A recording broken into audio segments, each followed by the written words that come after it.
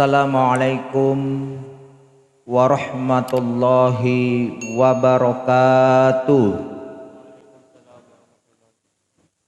Alhamdulillahilladzi hadana lihadza wa ma kunna linahtadiya laula an hadanallah. Laqad ja'at rusulu rabbina bil haqq wa nudu antilkumu jannatu uristumuha bima kuntum ta'malun.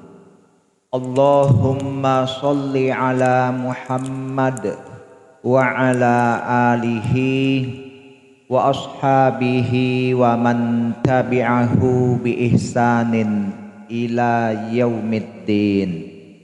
Faqala Allahu fil Qur'anil Karim, a'udzu billahi minasyaitonir rajim.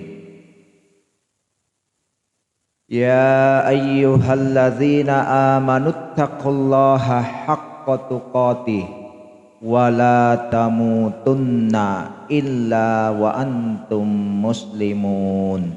Shadaqallahul azim. Alhamdulillah, ikhwanul muslimin wal muslimat, sidang jamaah Isya dan insyaallah tarwih rahimakumullah. Pada malam ke-13 ini saya ingin membahas tentang kaifiat atau tata cara sholat berjamaah. Sholat berjamaah khususnya yang 5 waktu ini. Dan itu setiap hari kita diberi kesempatan untuk melaksanakan itu dengan diberikan pahala 27 derajat. 27 derajat minimal 25 derajat di hadis yang lain. Kenapa berbeda derajatnya? Kalau kita lihat ya, penjelasan ulama kita sebagian menyatakan kalau 27 derajat itu sholat yang jahar, yang maghrib, isya dan subuh, ya bersuara. Kalau yang 25 derajat yang sir, ya seperti zuhur dan asar. Ada juga yang menyatakan 27 itu yang sholatul wusta, ya lebih khusus yaitu subuh dan asar. Ya, tapi itu berbeda-beda. Ya, saya memandang kalau yang 25 derajat ini lebih pada yang sholat berjamaahnya di rumah, tetap dapat dia pahala berjamaah. Ya, dibanding sholat berjamaah di masjid yang 27 derajat. Ya, kalaupun mau dibagi itu di masjid, ya itulah ada yang 25. Ya, masuk juga yang di rumah ini. Makanya ibu-ibu yang di rumah sholat, ya, maka hendaknya tetap melaksanakan secara berjamaah. Berjamaah. Jangan sholat sendiri-sendiri. Ya, karena ini pahalanya luar biasa loh. Kalau 25 derajat kita sholat satu hari semalam kali 5 waktu sholat, 125 derajat yang kita sia-siakan dibanding kalau kita hanya sholat sendiri hanya 5. Ya, 5 itu pun kalau sholat sendirinya itu khusyuk semuanya. Nah, tapi kalau kita sholat berjamaah ini luar biasa keutamaannya. Ada salah seorang di antara jamaah yang paling khusyuk sholatnya, maka ya kita semua yang ikut sholat berjamaah itu dapat pahala yang paling khusyuknya itu. Bahkan ulama sebagian menyatakan yang khusyuknya misalnya pada saat rukuknya itu lagi dilihat. Ya, bukan secara keseluruhan saja, jadi masing-masing lagi kita bisa dapatkan semua itu. Jadi rasa-rasanya akan mencapai kesempurnaan secara berjamaah. Makanya para hukumnya ini sholat berjamaah itu minimal sunnat muakkadah, hukum berjamaahnya. Sunnat yang sangat dikuatkan, hampir wajib. Bahkan sebagian ulama sudah menyatakan itu wajib. Ya, berjamaah. Kenapa? Berdasarkan dialog dari Rasulullah SAW dengan Abdullah bin Ummi Maktum, seorang buta yang ketika itu ya sepertinya minta dispensasi kepada Rasulullah. Ya Rasulullah, bolehkah saya tidak mendatangi panggilan azan atau memenuhinya? Saya ini seorang buta, tidak ada yang tuntun saya. Waktu itu Rasulullah sempat menjawab, boleh saja. Tapi kemudian beliau balik bertanya, apakah kamu mendengar suara azan? Abdullah bin Ummi Maktum menjawab, saya mendengar ya Rasulullah. Kata Rasulullah, kalau begitu datangilah azan itu sekalipun dengan merangkak. Sekalipun dengan merangkak, bayangkan. Jadi dia datang ke masjid ya untuk mau sholat berjamaah berdasarkan suara azan. Jadi dengan suara azan itu menuntun dia untuk datang ke masjid dengan merangkak pun, bayangkan. Apalagi kita yang normal, maka ada yang menyatakan itu wajib. Ya.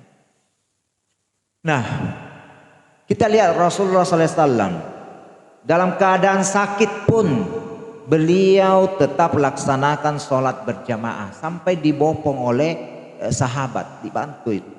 Beliau duduk. Waktu itu sempat jadi imam Abu Bakar As-Siddiq. Ya. Nah, kita lihat. Jadi ini pentingnya. Jadi sholat berjamaah ini termasuk sunnah Rasulullah SAW yang tidak pernah beliau tinggalkan. Ya. Nah. Kemudian bagaimana tata cara sholat berjamaah ini? Jadi mulai muazzin qomat ya azan dia qomat ya. Jadi kalau azan itu biasanya selesai azan kita sholat sunat. Kalau Rasulullah SAW sholat sunatnya di kamarnya yang berdekatan dengan mihrab masjid, ya dekat. Karena kata Rasulullah afdalu sholatakum fi buyutikum illal maktubah. Seafdol-afdolnya sholat kalian adalah di rumah kalian kecuali yang wajib. Ya, jadi yang wajib yang ya afdolnya di masjid, bukan di rumah. Yang sunat yang di rumah. Kalau rumahnya dekat, kalau rumahnya jauh, ya kita kemungkinan akan masbuk. Maka jangan tunggu selesai azan, tunggu azan baru jalan. Iya akan terlambat. Kalau seperti saya jalan sunuk kompleks Unhas, wah akan terlambat. Ya, jalan dah. Ya.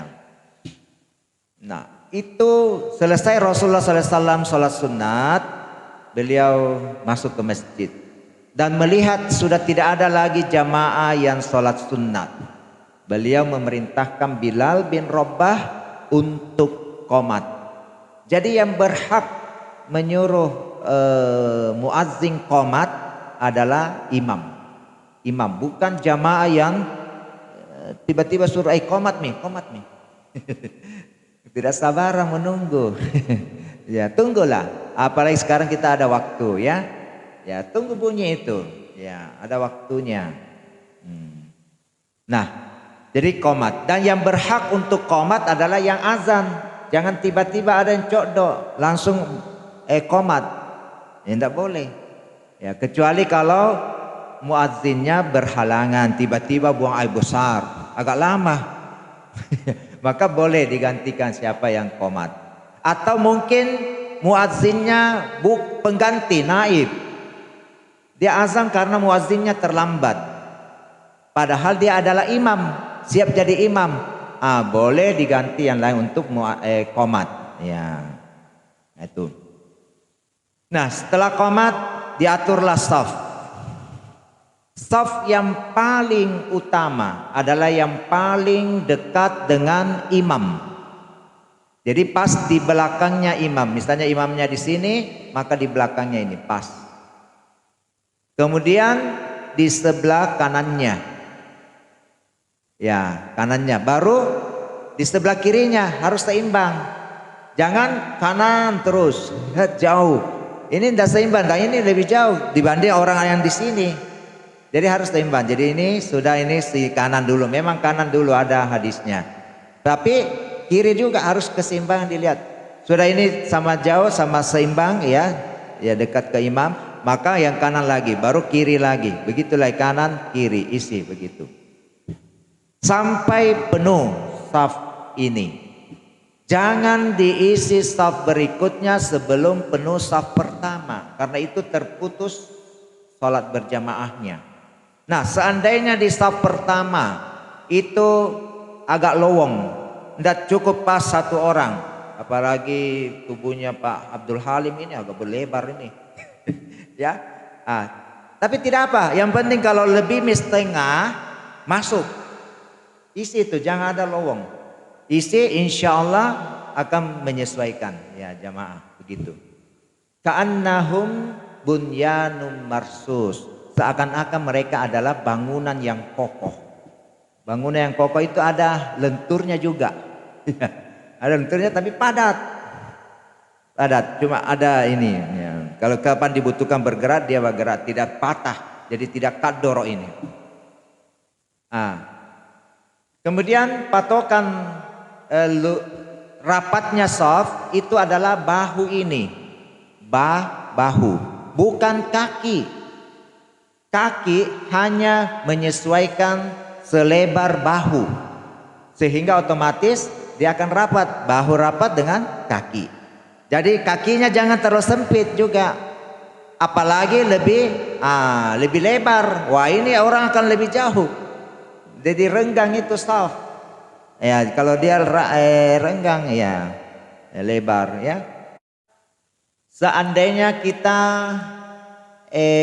sendiri tadi dan orang sudah sholat semua penuh pas saf depannya atau saf kedua berapalah ya, penuh, kita sendiri tidak ada harapan ada orang yang lagi wudhu yang kira-kira akan menemani kita, maka kita harus menepuk salah seorang di depan itu, dan idealnya itu adalah yang ditepuk adalah yang di tengah. Karena barisan saf itu harus dimulai dari tengah ini mundur. Nah, kemudian bagaimana? Ini kan lowong di atas, di depan. Maka orang bergeser. Ya, mana yang mengerti cepat bergeser. Geser saja. Geser sampai penuh. Akhirnya kan kosong di pinggir saja yang kosong. Ya, tengah harus ini terisi. Nah, orang yang baru datang juga nanti lihat lagi. Apakah kosong di depan? Tidak, isi. Begitu. Cuman ini agak riskan. Kenapa? Karena banyak orang bergerak dan belum tentu semua orang paham. Ya, itu masalahnya. Ya, sebenarnya kita sudah dapat nilai pahala berjamaah. Ya, kita dapati imam sholat tahiyat akhir itu dapat pahala berjamaah. Ya, cuma belum sempurna, harus sempurnakan. Seandainya itu imam lagi ruku, kita baru datang, maka segera kita ke tempat shaf, imam ruku, Allahu Akbar, kita langsung takbir, Allahu Akbar. Tentu sudah niat ya, niat dalam hati. Niat itu dalam hati, pekerjaan hati cepat itu terbetik dalam hati, sudah kita tahu apa yang kita ingin lakukan, itu niat. Takbir Allahu Akbar, langsung ruku, langsung saja ruku, karena imam lagi ruku. Jangan takbir Allahu Akbar sedekap lagi, padahal imam lagi ruku. Kecuali imam lagi berdiri, kita sedekap ya. Karena dia bersedekap, dia takbir lagi untuk ruku, itu bisa ketinggalan ya. Jadi bagus kita takbir, imam lagi ruku ini misalnya, kita datang, kita takbir Allahu Akbar. Kalau pas bersamaan ini masih bersama, baru imam sami Allahu liman hamidah, kita dapat dihitung dapat 1 rakaat.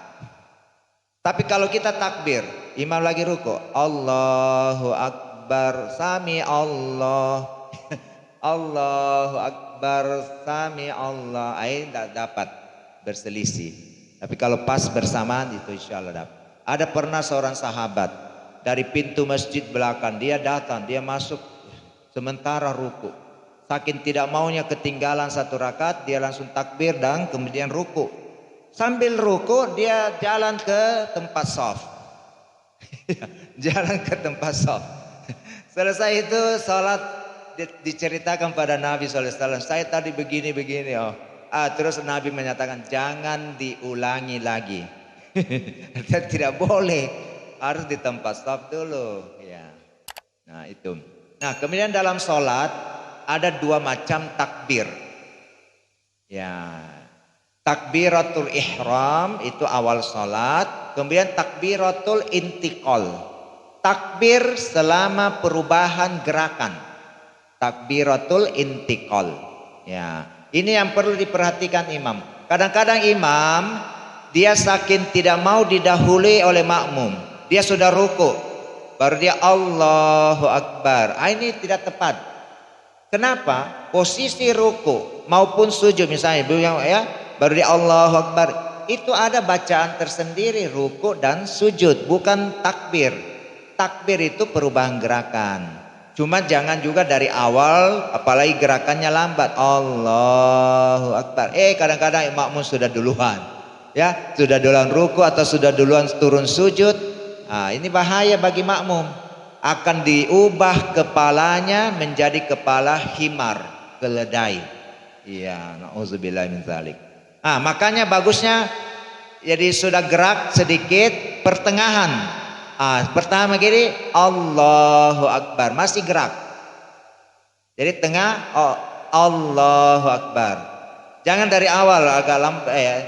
Jadi gerak dulu Allahu Akbar. Insya Allah tidak bisa didahului oleh makmum. Ya. Tapi jangan juga sudah begini baru Allahu Akbar, sudah ruku. Ya begitu juga sujud. Nah, kemudian selesai baca Al-Fatihah, hendaknya kita bersama-sama baca amin. Itu tentu yang jahar ya, yang jahar, yang kedengaran. Jadi suara aminnya juga jahar, kasih kedengaran. Jangan tidak kedengaran dalam hati. Itu dalam hati kalau sholatnya sir, yang samar-samar, yang tidak kedengaran.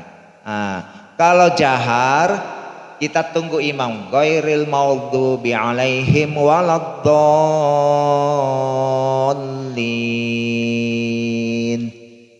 Kan imam mau tarik nafas dulu. Jangan langsung makmumnya amin. Belum ada imamnya kedong ya. Jadi tunggu imam, baru kita ikut bersama amin. Insya Allah kalau bersamaan bacaan imam dengan makmum, ya aminnya malaikat ikut mengaminkan. Apa artinya amin? Kabulkanlah, perkenankanlah doa kami. Ya. Jadi jangan juga imamnya tidak baca. Wah ini kadang-kadang. Tapi saya berprasangka baik, mudah-mudahan cuma karena tidak kedengaran, karena makmumnya sudah duluan. Tapi kan dia pakai mic, harusnya bisa kedengaran lah. Harus tetap baca. Kita juga makmum, mari kita baca amin.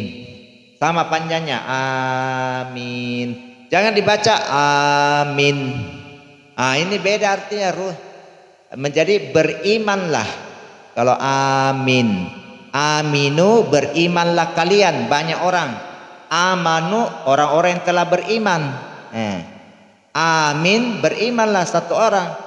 Kalau ada juga yang baca begini, amin, hanya pendek, minnya panjang, itu artinya amanlah. Ya, baladil amin, negeri yang aman. Assalamualaikum warahmatullahi wabarakatuh.